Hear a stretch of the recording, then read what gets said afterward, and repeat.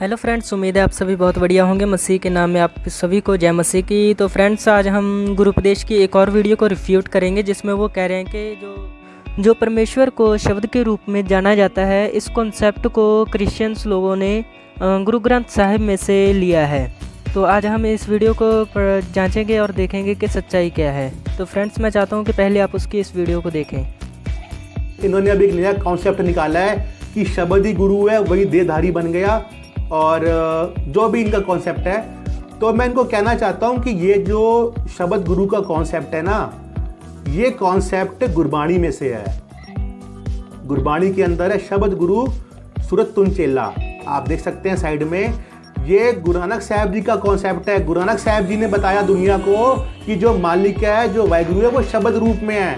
उसको कोई देख नहीं रख सकता, सिर्फ सुन सकता है। बेशक तुम मानो, पढ़ो गुरबाणी, पढ़ो, उसको समझो, लेकिन जो गुरबाणी का तत्व है, जो गुरबाणी का सार है, उसको चेंज मत करो। क्योंकि अगर तुम गुरबाणी का सार चेंज करोगे तो घाटा तुम लोगों का ही होगा, मुंह की तुम लोग ही खाओगे। तो लोगों को जो तुम बेवकूफ़ बना रहे हो ना कि शब्द गुरु है वही देहधारी बन गया, तो ये जो शब्द गुरु का कॉन्सेप्ट है ना, ये कॉन्सेप्ट जगत गुरु नानक साहब जी का है।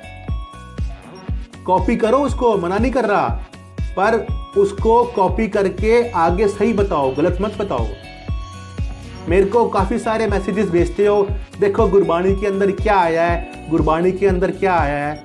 भाई, मैं अपने परिवार में, मेरा सिख परिवार है, मैं बचपन से ये सब चीज़ें देखता आ रहा हूँ, ठीक है। और मेरा साथ भी कई लोगों के साथ में ऐसा है जिनको गुरबाणी की काफ़ी नॉलेज है।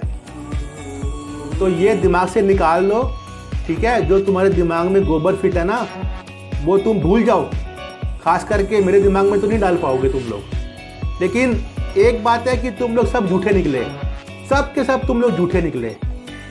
और अब मैं कोशिश करूंगा कि मेरी आवाज़ दूर तक जाए, लोगों को अवेयर करूंगा, तुम्हारा भांडा फोड़ दूंगा मैं।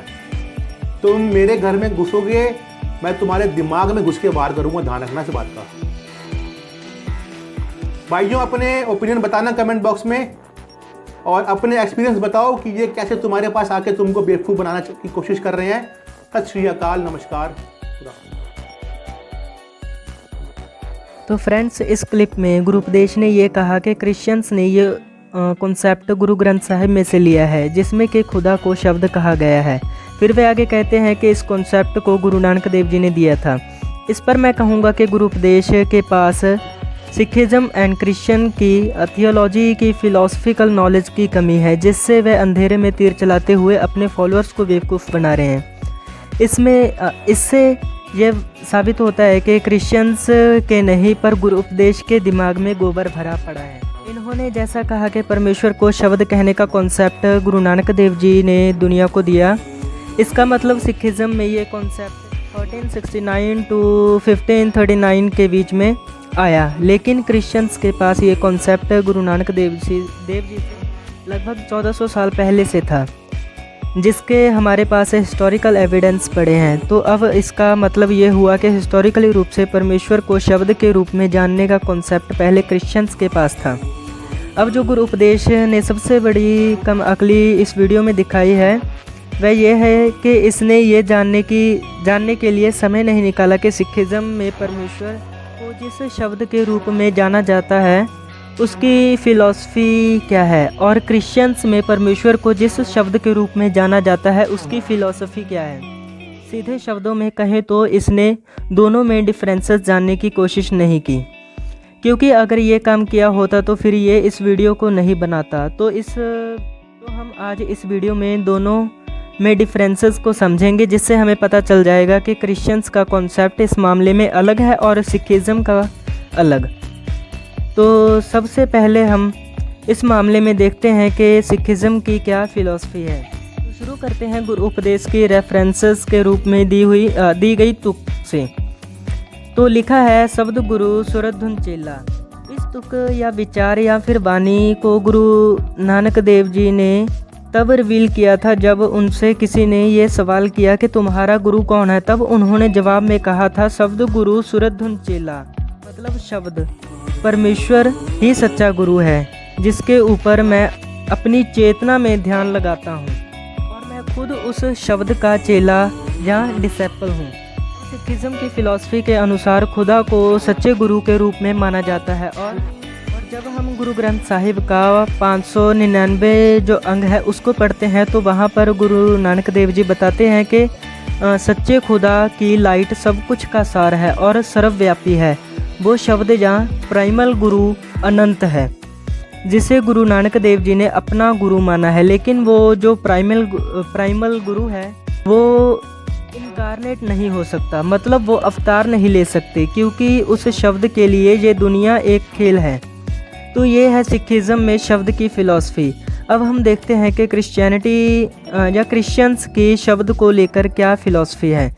तो इसके लिए हम पढ़ेंगे बाइबल में यूहन्ना नाम की पुस्तक का पहला चैप्टर। तो इसे हम इंग्लिश में पढ़ेंगे, वहाँ से हम करेक्ट मीनिंग जो है समझ पाएंगे। लिखा है, in the beginning was the word and the word was with God and the word was God. मतलब आदि में शब्द या वचन था और शब्द परमेश्वर के साथ था और शब्द परमेश्वर था।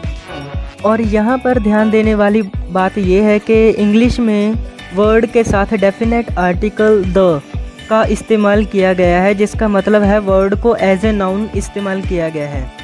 जब हम इसी पुस्तक के चैप्टर 1 वर्स 14 को पढ़ते हैं तो वहाँ लिखा है, and the word was made flash and dwelt among us, and we beheld his glory, the glory of the only begotten of Father, full of grace and truth। मतलब और शब्द देहधारी हुआ और अनुग्रह और सच्चाई से परिपूर्ण होकर हमारे बीच में डेरा किया, और हमने उसकी ऐसी महिमा देखी जैसे पिता के इकलौते की महिमा। यहाँ हमें पता चलता है कि पहले वर्ष में जिस शब्द की बात की गई है वो ही शब्द वर्ष 14 के अनुसार इनकारनेट होता है, मतलब देह धारण करता है, जिसको हम यीशु के नाम से जानते हैं, क्योंकि वर्ष 1 में द वर्ड लिखा हुआ है जो कि किसी खास नाम को रिप्रेजेंट करता है।